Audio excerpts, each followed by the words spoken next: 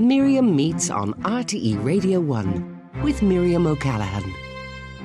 My guests this morning both have cause to celebrate. Paul Brady is celebrating the release of his new album, Dancer in the Fire, a Paul Brady anthology this weekend. His personal selection of favourite recordings that span a career from the 1960s up until today. Andy Irvine is celebrating turning 70 this year with a reunion of old musical friends at a special gig that's June the 16th at Bicker Street here in Dublin. Paul and Andy first met in Dublin on the folk scene in the 1960s and ended up playing together for a couple of years in the 1970s, recording and releasing an iconic album called Andy Irvine, Paul Brady in 1976. Though they've taken different musical paths over the years, they still play together from time to time. You're both very welcome. Thank you. Thank you very much. Can you remember when you first met? Well, I think the first time I saw Andy was in a Sweeney's Men performance in a pub called O'Mara's on the Quay. This was the time when every week there would be a new ballad lounge opening in Dublin. It was right in the middle of the huge ballad boom in the mid-60s. And I went down to see Sweeney's Men play one night, and Andy was on stage with Johnny Moynihan and I think it was Terry Woods. Probably by that time, yeah. So I immediately loved the music they were playing because a lot of it was kind of sort of influenced by old-time American music, Woody Guthrie, some of the Appalachian Mountain music and stuff like that, which I had always loved. And here were people actually on stage in Dublin playing it and really playing it very well instead of me listening to it on a record. So I was very impressed. I think it was maybe before that I first saw Paul. I do remember Paul playing, and I'm sure it was Duncan and Brady. A Lead Belly tune. Yeah. I mean. And I was amazed at this kind of Strabane Delta sound that his voice was producing, you know, and it was. I remember that really well. It impressed me then, and his voice has ever since impressed me as well. Strabane Delta, that's good. Yeah. The deep south. Off the deep north. So how did you end up playing together the first time? How did that come about? You know, there was a guy called Galway Joe Dolan, who spent his entire life trying not to be mixed up with somebody else with the same name.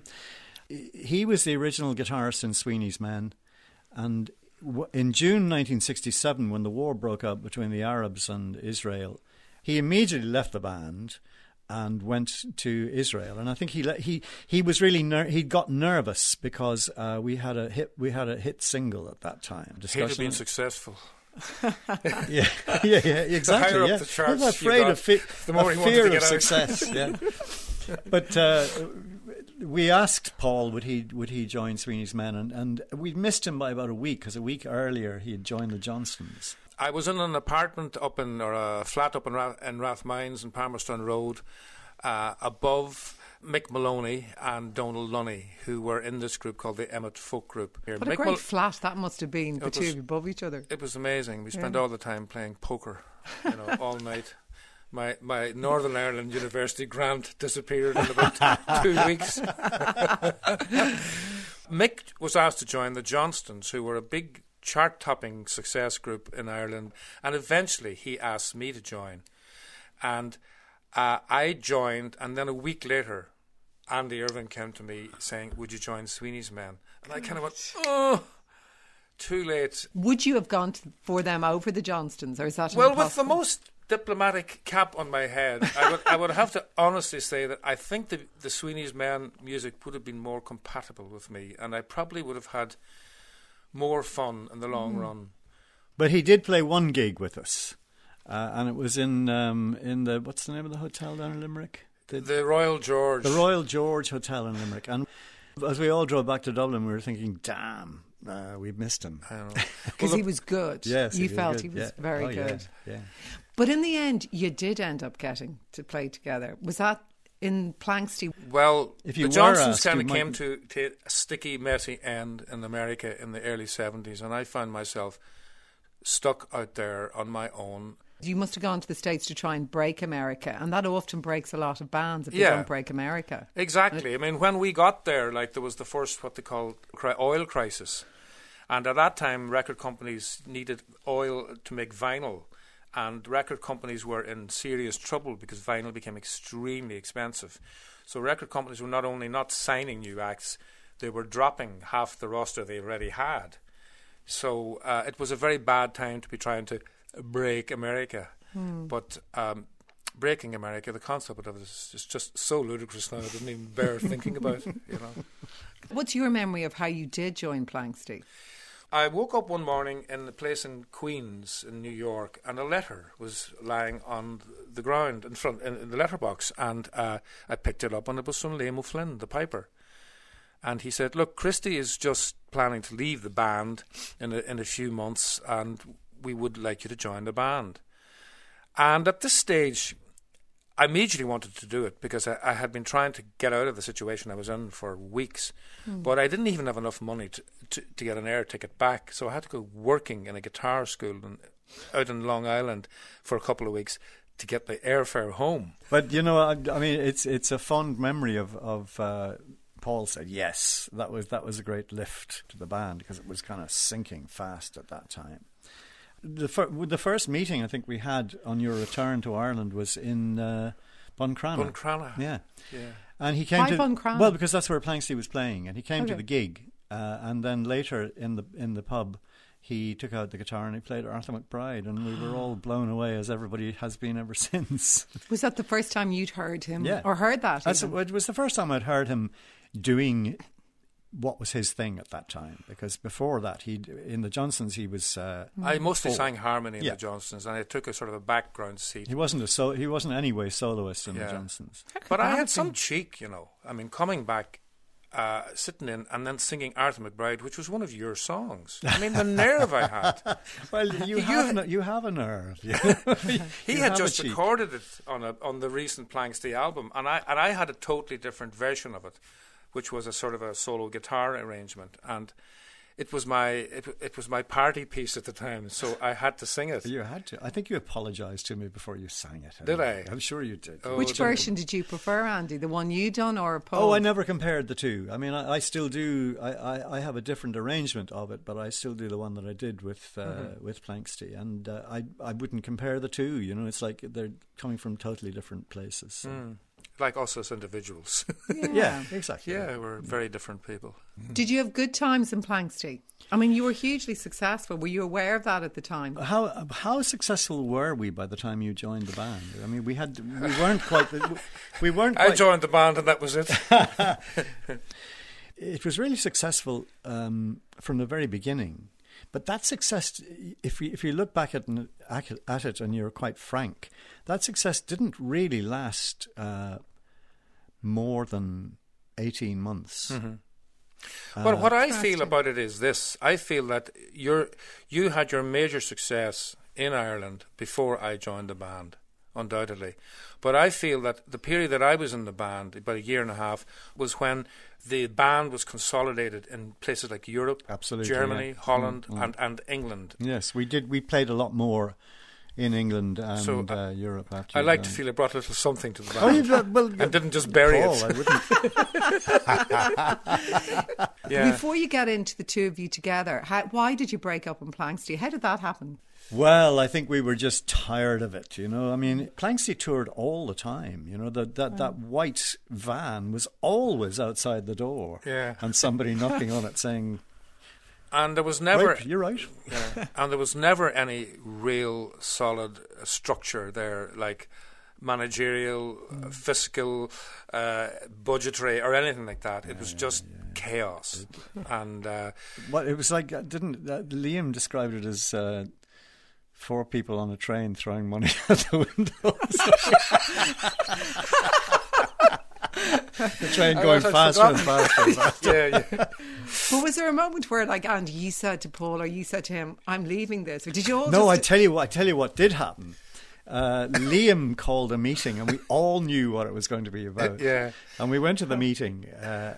In Belmont Avenue in Donnybrook, Des Kelly, our manager's office, and there was a bit of kind of humming and harming and laughing and, "Jeez, how are you doing, lads?" And eventually the meeting was called to order, and Liam said, "Well," he said, "I'd like to leave the band."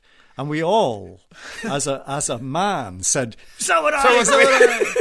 We all left the band together. I said it first. There was nobody left in the band. So we went down to Madigan's and we had a few drinks to bury the band. I mean, luckily, we didn't reform it before closing time. We might have done. I know.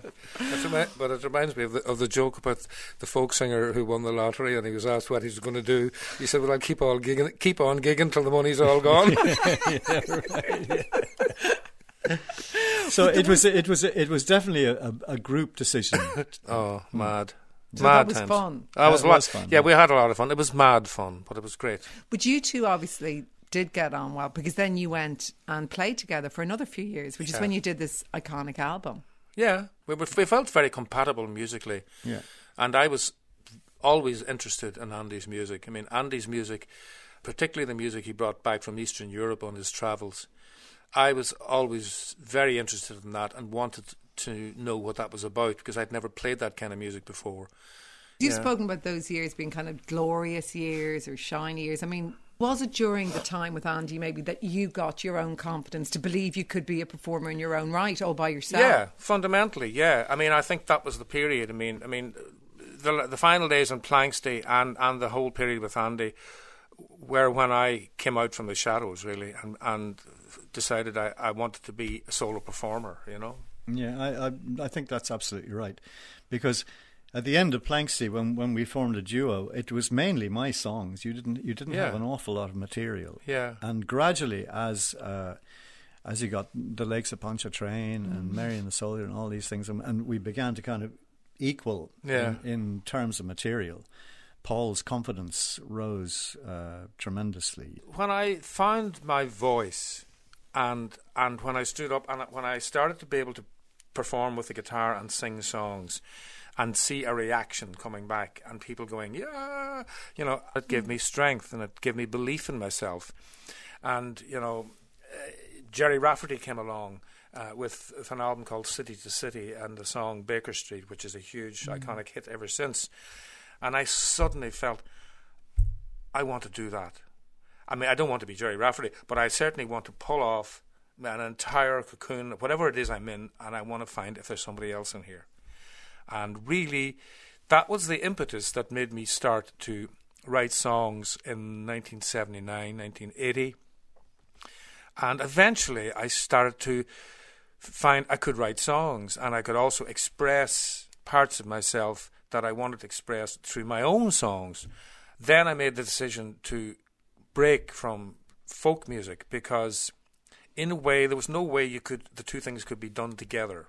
I felt I had to make a complete break and move into a whole different sense of who I was. It was like walking into a different room inside myself that I hadn't realised was there, and suddenly finding all these toys there that I wanted to play with. And I lost interest in the room I'd been in for the previous decade because I was so excited about what I was finding here.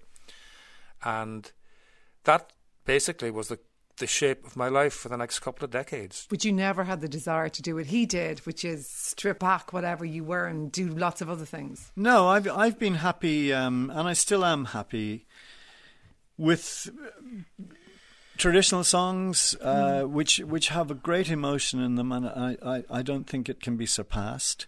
I also write a lot of songs. I have to say that the shape that you're in is much more multidimensional than almost anybody I know. I mean, you don't need to go anywhere else because there's so much goes on. It's a large room. It is a very large room, and there's lots of toys in it. We're going to take the first piece of music, and the lovely thing is you have brought your instruments and you're going to play this live for me. Tell me about it. It's The Plains of Kildare. Yes, it's one of the first songs I think that we got together. I'd kind of worked out the basics. I knew what I was doing, and we were rehearsing with Donal. And the two of them were working out what they were going to play on it, and it was wonderful to behold as an observer, the two of them creating this accompaniment. Do you remember that? I do, yeah. Learning that stuff was magical, you know. Do you still like playing it? Personally, I would rather play it more often. I mean, it's such complex music, this. When I look back and hear recordings and see stuff from YouTube of us playing those tunes, like, you know, as young men, we were flying all over the place. Absolutely, And yeah. it's you have to Well, really work hard at it now. Tell me before you play it why it's complicated. It's influenced a lot by the music that Andy loved in Bulgaria, Romania, which is like very complex time signatures. Every note is in its place. Yeah, or not. Well, we go listen to it now. Okay. The Plains of Kildare. You go over there. Okay.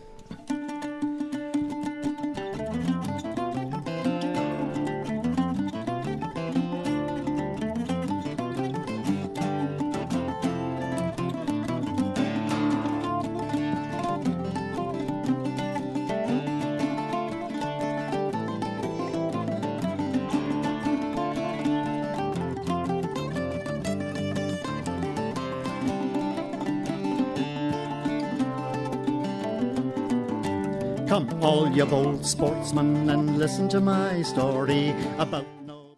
That was fantastic. God, that was complicated.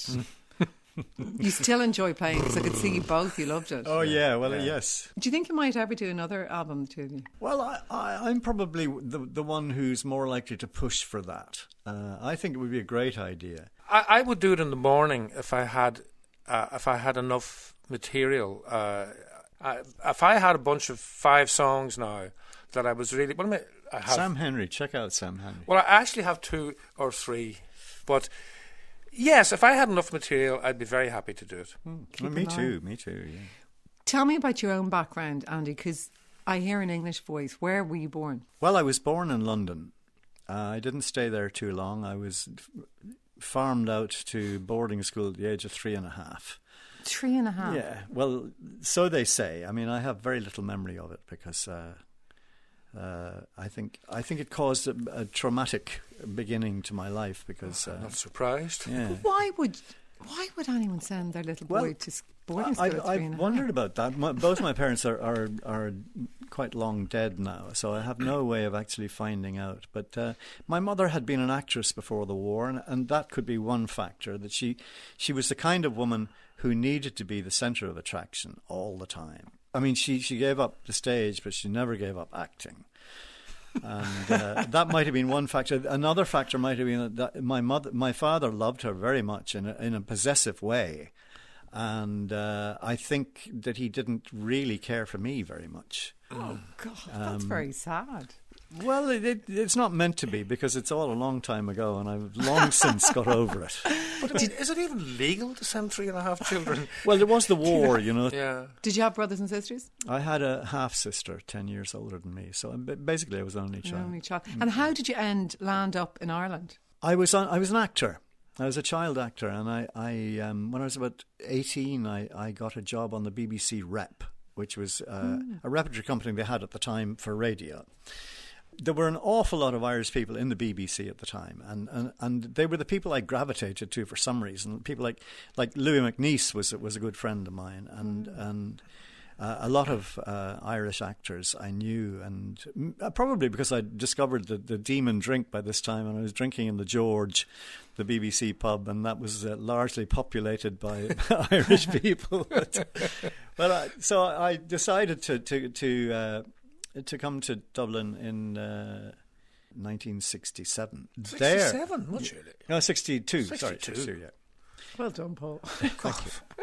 But I came to Ireland in 62 and went into this pub, O'Donoghue's. And there I was introduced to an entire range of society, which blew me away. And I never looked back. You know, it was the beginning of the real Andy Irvine. Yeah. But had you been playing any music before that? I know you were an actor, but... Yes, I'd been sitting on my bed playing Woody Guthrie, and I did a wonderful copy of Woody Guthrie. Do you still do that? No, I don't, but it is his 100th... I'm sorry you don't. That's one of the things you used to do with Sweeney's Men that I used to love. Yeah. Your talking blues. Oh, you know. yes. Great. But, well, you know, it's the centenary of Woody's birth this year, and I do have a plan to make a Woody Guthrie album. Well, you should make it instead of half the message who are making Woody Guthrie records shouldn't be near it. I absolutely. Well, that's why I want to make it. You grew up in Strabane, Paul, didn't you? I grew up on Strabane, but I didn't have any history there in the sense that my mother and father moved to Strabane simply because they were both teachers, primary school teachers, and my father was trained in the south, my mother was trained in the north. They both wanted to work after they were married, so they had to live in a border town. And that's the only reason I grew up in Strabane. It was an accident. Did you like Strabane?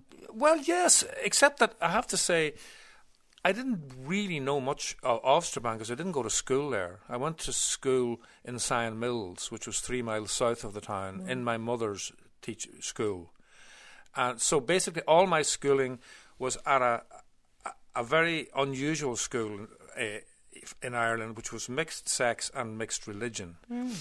I always look back on that as a magical thing, that up until the age of 11 I was at school with boys and girls and Catholics and Protestants, and I mean the whole thing that happened afterwards, it was a great experience, and I thoroughly recommend it.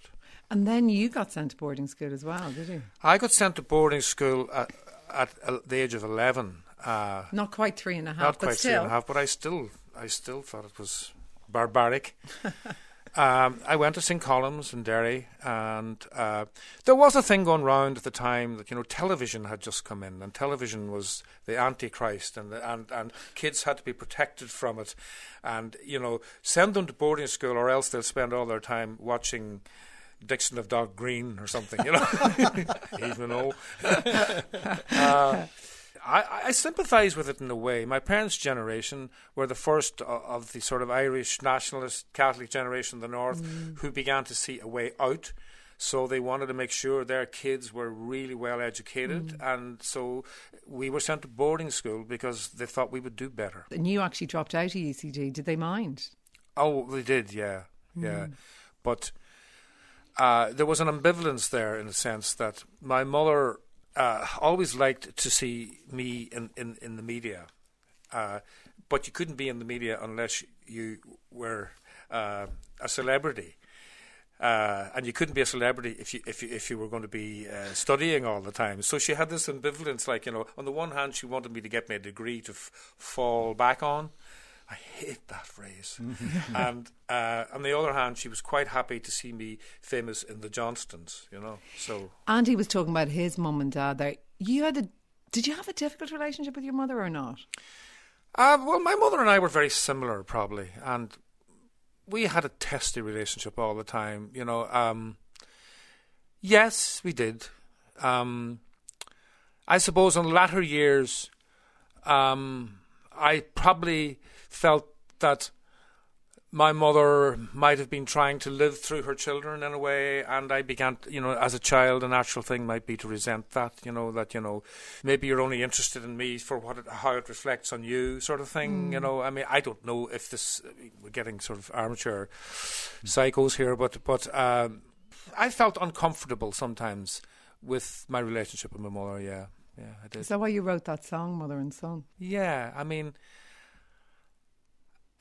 it took, my mother's passed on. It took some years after that for me to actually dismantle and decompress and actually feel what I actually felt about her. And I did love her very much, and I'm sure she loved me very much, but we just were very different people.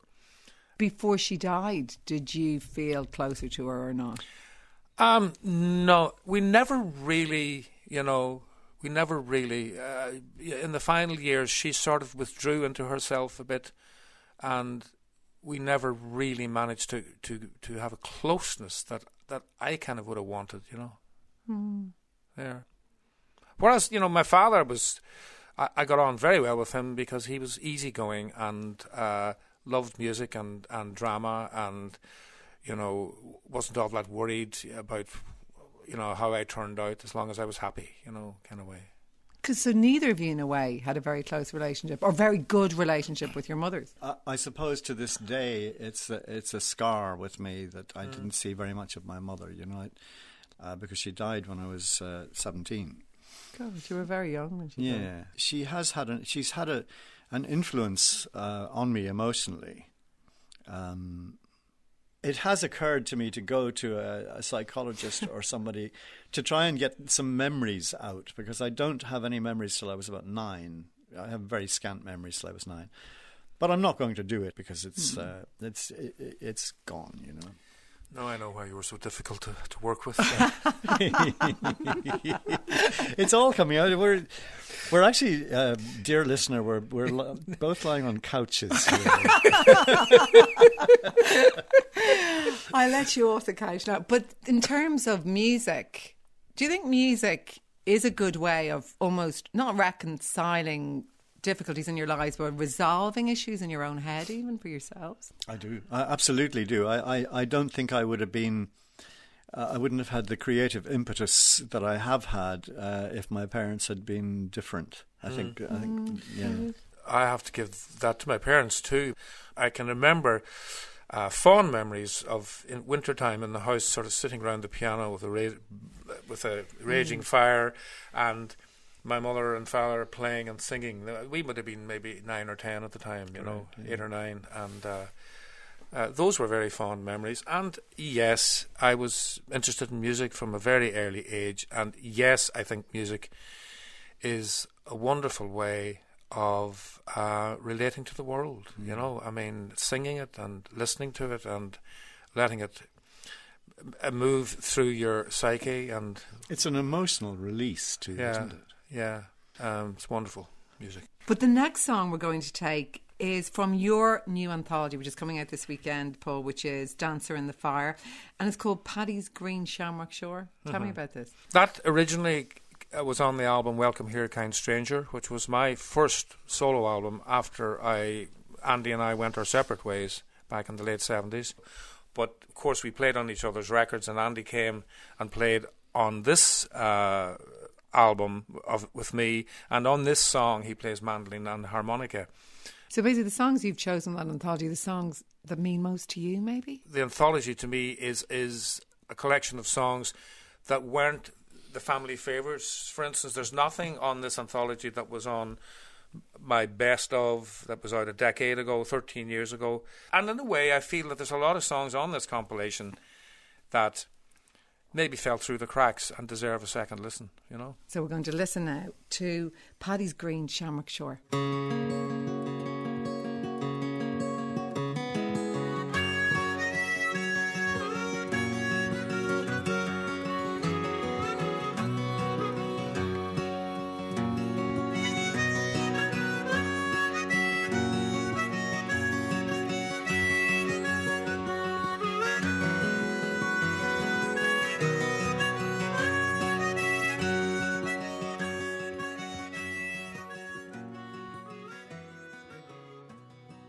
That was Paddy's Green Shamrock Shore. Both of you on that, Andy and Paul, from your new anthology, Paul, Dancer in the Fire. Listen, you both live in Dublin now, don't you? Yes. Yes. I also have a house in Fermanagh. Hideaway. Yes, which I tend to call my home. But I have a flat in Dublin too. Yeah. Sure, it's a beautiful county, and not enough people know how beautiful it is. That's where my mother's from. Yeah. Fermanagh. Yeah. And you live in Dublin? I live in Dublin, yeah. Do you ever go back up north? I do, yeah. Not as often as perhaps I'd like to. Having written something like The Island, is it amazing to go back now, though, and see how things have changed?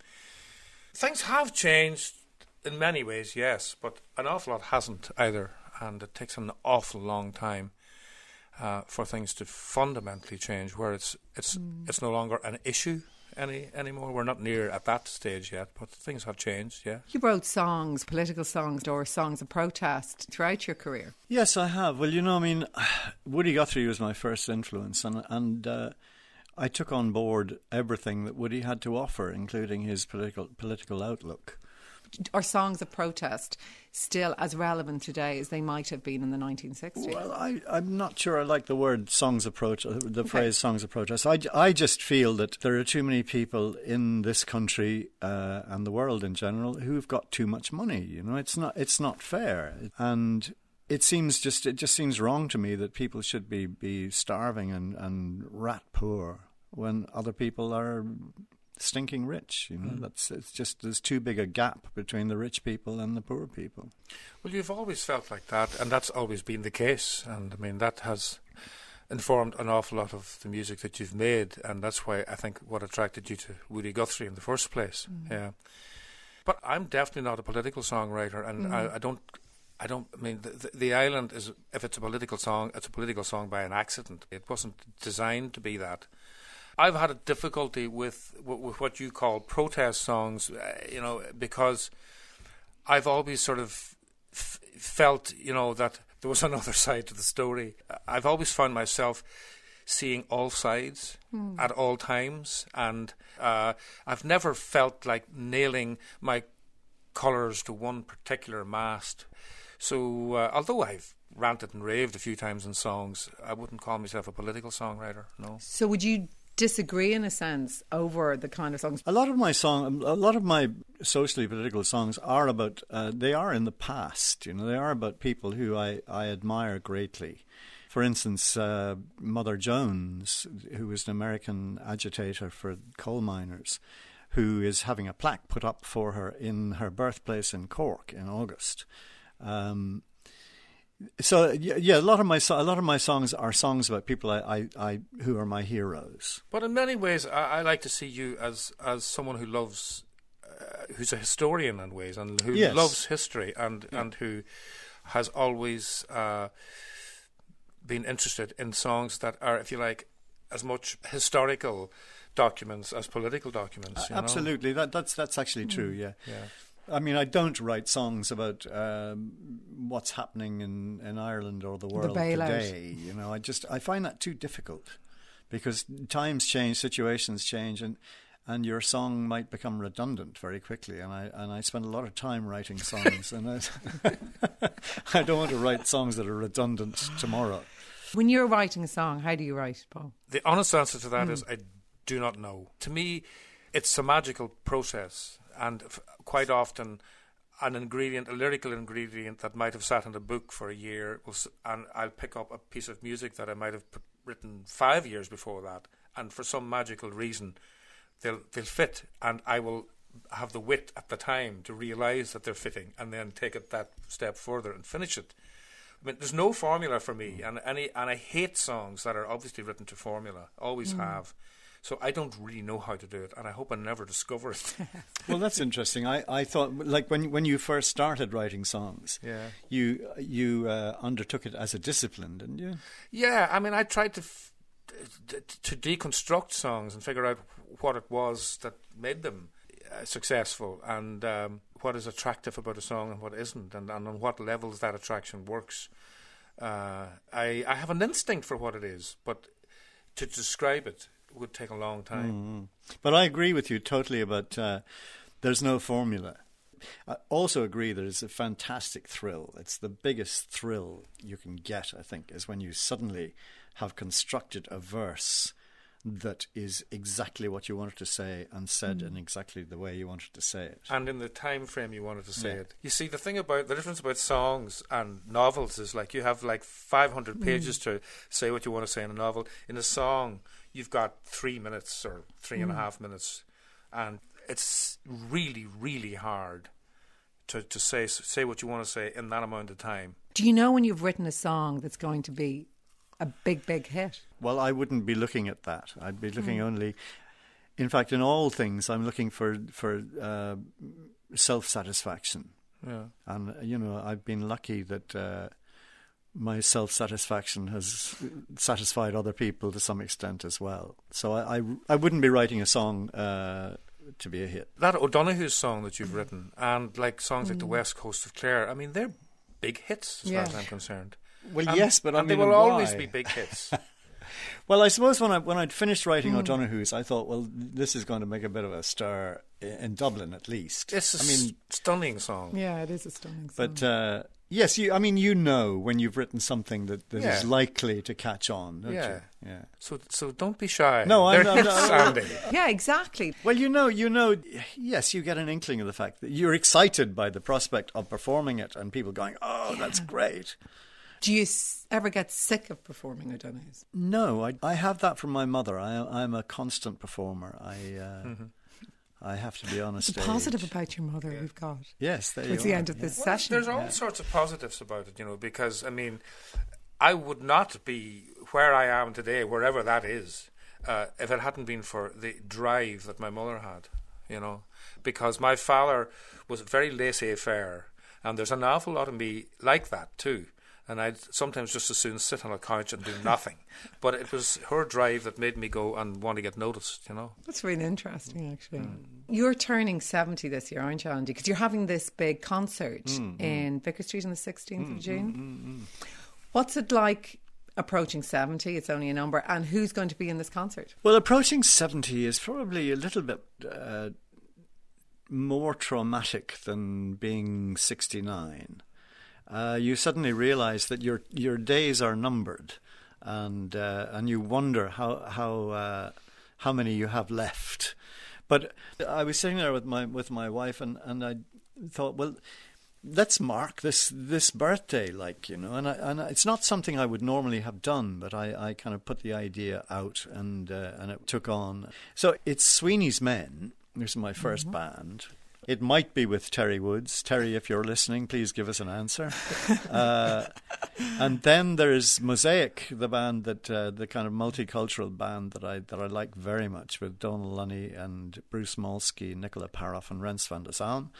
And then there's me and Paul, and we might because there's also Liam and Donal and Paddy Glacken in a band that we're unofficially calling LAPD, because it's it's so ridiculous for a traditional band. That's great. That's quite good. Liam, Andy, Paddy, and Donal. Will you both do Arthur McBride? I mean, we'll toss a coin as to whether we do your version or my version. I really don't mind. I don't mind. This is your night, Andy. Well, I don't really, you know. Okay, I suppose it is my night, but I don't really want it to be my night. I want it to be a joy and a pleasure of the music that I've been part of, you know, and I have only been part of it. And we're going to record it, and we might even film it, and I will be remembered. I'm not going under without being remembered. Does it make you think about your mortality? Are you spiritual? Are you religious? Am I what? Spiritual or no, religious? I am not in the least. Neither of them. I put that on the long finger. I consider the fact that we human beings are so humble. We know so little that there isn't any point in considering what or if there is an outcome afterwards. If I was pushed to the pin on my collar, I'd probably say that.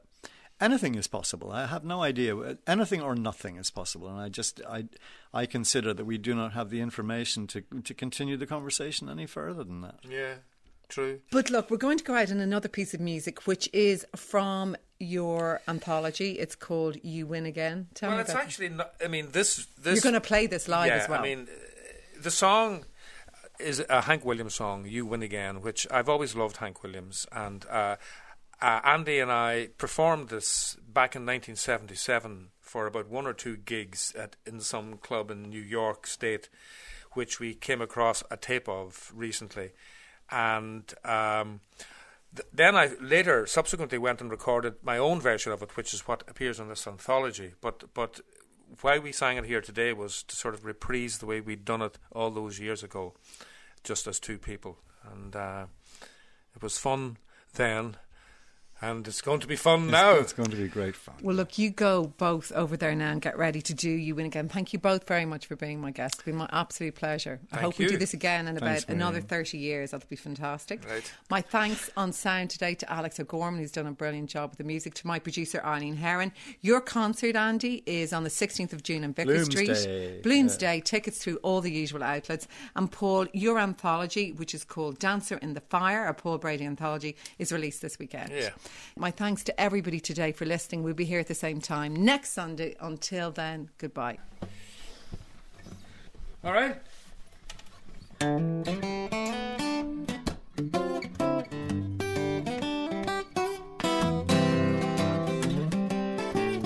you going to play with me? Yes, I am. But 2, 3.